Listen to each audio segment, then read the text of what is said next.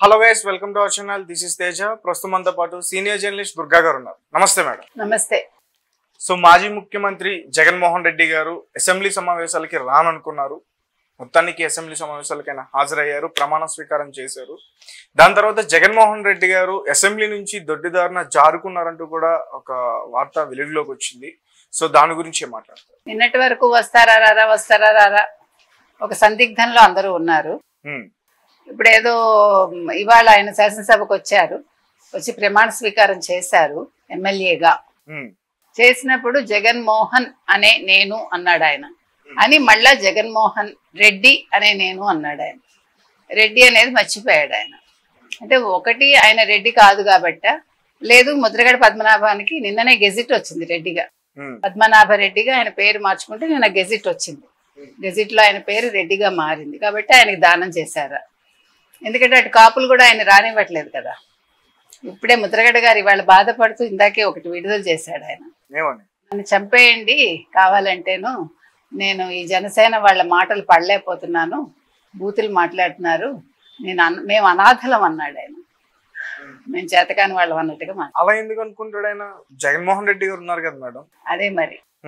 అందుకే మనం తొందరపాటు ఉంటే ఇగో ఇలాగే ఉంటాయి రాజకీయాల్లో. ఉభయభ్రష్టత్వం అయ్యాడు ఆయన. అది సో ఇప్పుడు జగన్మోహన్ రెడ్డి పరిస్థితికి వస్తే, ఆయన ఇవాళ ఒక ఎమ్మెల్యేగా ప్రమాణ స్వీకారం చేశారు.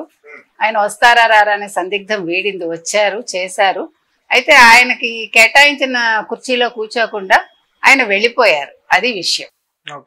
మరి కూర్చోవాలి కదా, నువ్వు ఎదుర్కోవాలి కదా. అది కౌరవ సభ కాదు, గౌరవ సభ అని ఇవాళ చంద్రబాబు నాయుడు గారు చెప్పారు కదా. నిన్న ఏం మాట్లాడారు జగన్మోహన్ రెడ్డి? వాళ్ళ ఎమ్మెల్యేలు, మాజీ ఎమ్మెల్యేలు, మాజీ మంత్రులు వాళ్ళందరిని ఉద్దేశించి మాట్లాడినప్పుడు గత 5 ఏళ్లుగా ఏం మాట్లాడారో, ఎన్నికల ముందు ఏం మాట్లాడారో సేమ్ స్క్రిప్ట్ చదివాడు ఆయన. ఎక్కడా ఒక అక్షరం పొల్లిపోకుండా, ఎక్కడా మార్పు లేదు. ఆయనలోనూ మార్పు లేదు, ఆయన స్పీచ్ లోనూ మార్పు లేదు. కాబట్టి స్క్రిప్ట్ మార్చుకో జగన్ అంటున్నాం మనం. స్క్రిప్ట్ మార్చుకో జగన్, కొంచెం నీ ఏమనాలి హావభావాలు మార్చుకో, నువ్వు ఇంకా అదే ఇదిలో ఉండకు అని ఆయనకు చెప్తున్నాం మనం. ఎందుకు చెప్తున్నామంటే నిన్న ఏమి కొత్తగా మాట్లాడలేదండి, అదే మాటలు. పైగా ఈయనెవరు, అయ్యన్న పాత్రుడు స్పీకర్ అని ఆయన మాట్లాడాడు. అంటే అయ్యన్న పాత్రుడు మంచివాడే వ్యక్తిగతంగా, కాకపోతే ఆయన నోరు కొంచెం మంచిది కాదు. ఆయన ఊరుకోడు ఎవరిని. అందుకని ఒకవేళ అందుకోసం ఇవాళ ఆయన శాసనసభకు వచ్చి ఎమ్మెల్యేగా ప్రమాణ స్వీకారం చేశారా అనే డౌట్ కూడా చాలా మందిలో ఉంది. ఎందుకంటే ఇవాళ ఉన్నది బుచ్చయ్య చౌదరి గారు ప్రోటెం స్పీకర్ కాబట్టి, బుచ్చయ్య చౌదరి గారు పెద్ద మనిషి, గొడవ లేదు, అందుకని వచ్చి చేశారా, లేదు అధికార పక్షం వాళ్ళని అంటే వాళ్ళ మొహాల్లో ఉండే ఆశ్చర్యాన్ని చూడడానికి వచ్చాడా ఆయన, లేదు ప్రజల కోసం వచ్చాడా మనకు తెలియదు. మొత్తానికి అయితే వచ్చి ఎమ్మెల్యేగా ఆయన ఒక సాధారణ ఎమ్మెల్యేగా ఇవాళ ప్రమాణ స్వీకారం చేసి వెళ్ళారు. ఇది ఇవాళ ఆరంభం.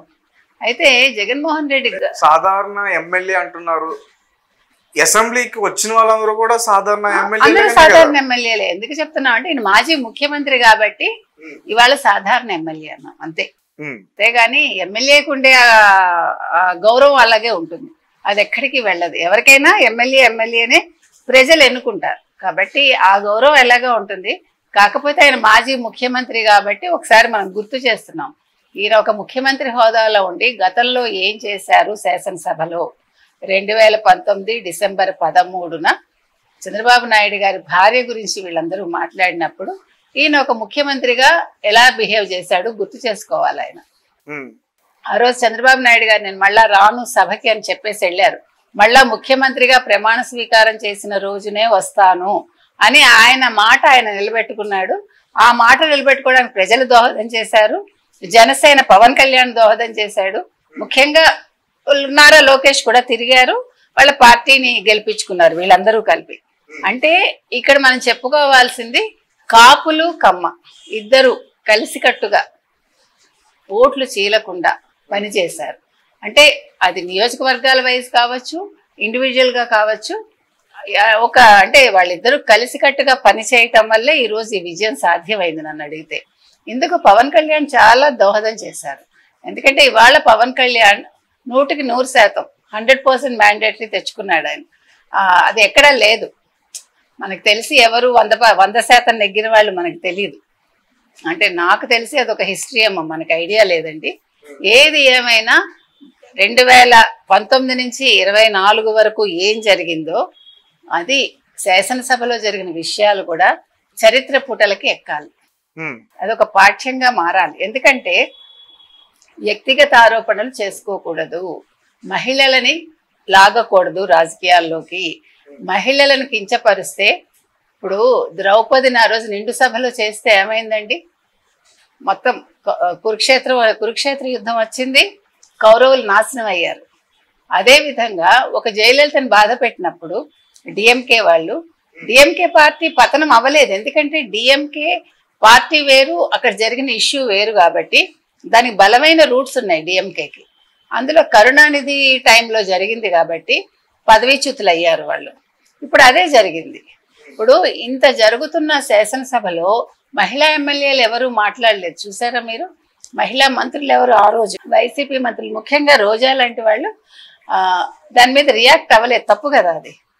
సో ఈ రోజు ఒక పార్టీ పడిపోయిందంటే, అంటే కర్ణుడి చావుకి చాలా కారణాలు ఉన్నట్టుగా ఈరోజు జగన్మోహన్ రెడ్డి పతనానికి ఆ రోజు ఆ కారణం కూడా, ఆ రోజు జరిగిన ఆ అంశం కూడా ఒక కారణం అయింది. కాబట్టి ఈ రోజు ఆయన ఓడిపోవటానికి సంక్షేమాలు ఎవరిని గెలిపించవు. మనం పదే పదే అదే చెప్తున్నాం, మీకు గుర్తుంటే. సంక్షేమం ఒక్కటి ఉంటే ఎవరు కూడా అధికారంలోకి రారు. ఇవాళ చంద్రబాబు నాయుడు గారు కూడా సంక్షేమాలు ప్రకటించారు, మీకు గుర్తుంటే. కానీ ఆయన సంక్షేమాల కంటా కూడా రాష్ట్ర అభివృద్ధి వైపు డే 1 నుంచి ఆయన తన దృష్టిని పెట్టారు, మీరు గమనిస్తే. ఇప్పుడు చాలా మంది అడగచ్చు, సంక్షేమాల మీద ఫైల్స్ మీద సంతకం చేయలేదేంటి అని. సంక్షేమ పథకాలకి ఫైల్స్ మీద సంతకం చేయక్కర్లే, అవి ఆటోమేటిక్ గా జరిగిపోతాయి. ఫస్ట్ వస్తే ప్రభుత్వ ఉద్యోగులకి జీతాలు పడతాయి. ఫస్ట్ వీక్ లో అందరికి వెళ్లాల్సిన సంక్షేమాలు వెళ్తాయి. ఇప్పుడు ముఖ్యంగా ఆంధ్రప్రదేశ్కి కావాల్సింది పోలవరం, అది జగన్మోహన్ రెడ్డి చేయలేదు. నెక్స్ట్ అమరావతి, జగన్మోహన్ రెడ్డి పాడుపెట్టాడు. నెక్స్ట్ రైల్వే లైన్లు, జగన్మోహన్ రెడ్డి పట్టించుకోలేదు. ప్రత్యేక హోదా గురించి ఆయన పదే పదే మాట్లాడుతున్నాడు జగన్మోహన్ రెడ్డి. 16 మంది ఎంపీలు ఉన్నారు, ఎందుకు ప్రత్యేక హోదా గురించి మాట్లాడటం లేదు చంద్రబాబు నాయుడు అని అడుగుతున్నాడు ఆయన. నువ్వు 2019 నుంచి 24 వరకు ఏం చేశావు? ముఖ్యమంత్రి హోదాలో నీ దగ్గర 22 మంది ఎంపీలు ఉన్నారు, నువ్వు ఏం చేశావు? అంతే కదా. ఇప్పటికన్నా ఇప్పుడు ఒక 6 మెంబర్స్ ఎక్స్ట్రా ఉన్నారు కదా. మరి నువ్వు ప్రతిసారి వెళ్ళి ఢిల్లీకి ప్రత్యేక విమానంలో ఏం చేశావు? నీ కేసులు మాఫీ చేసుకున్నావా? సిబిఐ కోర్టు శుక్రవారం నిన్ను పిలవకుండా ఉండడానికి నువ్వు అక్కడ వాళ్ళ ముందు మోకరిల్లు వచ్చావా? నువ్వేం చేసావని? నువ్వు 5 ఏళ్లలో రాష్ట్రాన్ని ఏం చేశావు? 500 కోట్లు ఇచ్చి ఒక విలాస భవనాన్ని కట్టించుకున్నావు. ఈ రోజు దాని మీద మాట మారుస్తున్నారు నీ మంత్రులు. ఇదే రోజా ఆ రోజు ఏం మాట్లాడింది, మధ్యలో ఏం మాట్లాడింది, నిన్ననేం మాట్లాడింది చూసుకుంటే ఆ వేరియేషన్ మనకు తెలుస్తుంది. అదే విధంగా కొడాలి నాని నిన్న ఇంకా పొగరు తగ్గలేదు. ఆ వెధవలు ఎవరు? రమ్మనండి, ముష్టి పడేస్తాము ఫర్నిచర్ కి, ఎట్లా మాట్లాడాడు. కోడెల శివప్రసాద్ని కూడా నిన్న ఎట్లా మాట్లాడాడు చనిపోయిన వ్యక్తి గురించి. అంటే మీకు బల్బులు దిగవు. మీకు ప్రజలు ఇంత మ్యాండేటరీ ఇచ్చినా, మీరు వద్దు మొర్రో అన్నా కూడా ఇంకా నువ్వు ఇలాగే ఉన్నావంటే నీకు కాదు నష్టం. ఈ మాజీ మంత్రులు ఎవరైతే ఉన్నారో, ఈ మాజీ ఎమ్మెల్యేలు ఎవరైతే ఉన్నారో, వీళ్ళ మాటలకి, వీళ్ళ చేష్టలకి, వీళ్ళ చేతలకి బలయ్యేది జగన్మోహన్ రెడ్డి. అది జగన్మోహన్ రెడ్డి గుర్తుపెట్టుకోవాలి. ఇప్పుడు ఆయన ఇవాళ నష్టపోవటానికి సగం వీళ్ళు కూడా కారణమే. ఒక రోజా కారణం, ఒక అంబటి కారణం, ఒక కొడాలి కారణం, ఒక వల్లభనేని వంశీ కారణం, ఒక బొత్స కారణం, ఇలా లిస్టు చెప్పుకుంటూ వెళ్తే బోల్డ్ వస్తుంది. కాబట్టి జగన్మోహన్ రెడ్డి సలహాదారుల్ని 100 మందిని పెట్టుకోవటం కాదు, ఒకళ్ళు సరైన వాళ్ళు ఒకళ్ళని పక్కన పెట్టుకుని ఫస్ట్ వినడం నేర్చుకుంటే ఆయన, ఇప్పుడు చెప్తే వినాలి, లేదు తెలుసుకోవాలి, రెండూ లేకపోతే పరిస్థితి ఇలాగే ఉంటుంది. కాబట్టి ఇంకొకటి, అమ్మ పెట్టాల్సిన 2 చిన్నప్పుడు పెట్టలేదు ఆయనకి. అమ్మ సరిగ్గా పెట్టుంటే ఆయన ఇలా ఉండరు. కాబట్టి ఆలోచన అనేది సక్రమంగా ఉండాలి. జగన్మోహన్ రెడ్డి ఓకే ధైర్యంగా ఇవాళ ఆయన వచ్చాడు, ఏ కారణం చేత వచ్చినా ఆయన ఇవాళ శాసనసభకు వచ్చారు ఆయన, ఓకే దాని గురించి ఏమి ఇష్యూస్ లేవు. కాకపోతే ఏంటంటే ఆయన రేపటి నుంచి ఏం చేస్తారు, ఇప్పుడు మళ్ళా తెలుగుదేశం వాళ్ళు కార్యకర్తల మీద దాడులు చేస్తున్నారు, తెలుగుదేశం వాళ్ళు కార్యకర్తల ఆస్తులు నాశనం చేస్తున్నారు, తెలుగుదేశం వాళ్ళు వైసీపీ నాయకుల ఇళ్లు ధ్వంసం చేస్తున్నారు, వాళ్ళ ఇళ్లలోకి వెళ్తున్నారు, లేకపోతే వాళ్ళని ఇబ్బంది పెడుతున్నారు, ఇవన్నీ మాట్లాడుతున్నాడు ఆయన. ఇవన్నీ చీప్ పాలిటిక్స్. ఇవన్నీ కూడా ఈ చీప్ ట్రిక్స్ వద్దు. నిజంగా వాళ్ళు చేస్తుంటే నువ్వు నీ కార్యకర్తలను ఆదుకో. ఇప్పుడు ఏదో న్యాయ సలహాలకి ఎక్కడికక్కడ ఫోన్ నెంబర్లు పెట్టాము, అది రోజా నేను చెప్పింది ఆవిడ. సో అవి కాదు నువ్వు మాట్లాడాల్సింది. నువ్వు కార్యక్షేత్రంలోకి వెళ్ళి, నువ్వు ప్రజాక్షేత్రంలోకి వెళ్ళి నువ్వు చేసిన తప్పులు ఏమిటి, నీ పార్టీ చేసిన తప్పులు ఏమిటి రెక్టిఫై చేసుకో, తెలుసుకో. ఆయన రెడ్ బుక్ పెట్టుకున్నాడని ఏడవడం కాదు. ఈయన అన్నాడు కదా సజ్జల, మా దగ్గర కూడా ఒక బ్లాక్ బుక్ ఉందని. నువ్వు బ్లాక్ బుక్ పెట్టుకుంటావో, బ్లూ బుక్ పెట్టుకుంటావో, వైట్ పేపర్స్ పెట్టుకుంటావో, ప్రతి ఊరికి వెళ్ళి ప్రతి నియోజకవర్గానికి నువ్వు వెళ్తావో, నీ మాజీ మంత్రులు వెళ్తారో, వెళ్ళమని చెప్పాడు కదా నిన్న. మీరందరూ మీ నియోజకవర్గాల్లో తిరగండి, కార్యకర్తలకు ధైర్యం నింపండి, ఇవన్నీ చెప్పాడు కదా. సో ధైర్యం నింపడం ఎలాగ చెయ్యండి, అది ఓకే, తప్పులేదు. పార్టీ పరంగా మీరు చెయ్యాలి. ఓకే, మేము మీకు ఉన్నాము, మనం మళ్ళా వస్తాము అని మీరు వాళ్ళలో ధైర్యం నింపండి. ఎట్ ద సేమ్ టైం మీరు చేసిన తప్పిదాలు తెలుసుకోండి. తెలుసుకుని దాన్ని రెక్టిఫై చేసుకుంటే పార్టీ బలోపేతం అవుతుంది. లేదు, పార్టీ ఉండకుండా పోతుంది, అంతే, కనుమరుగైపోతుంది.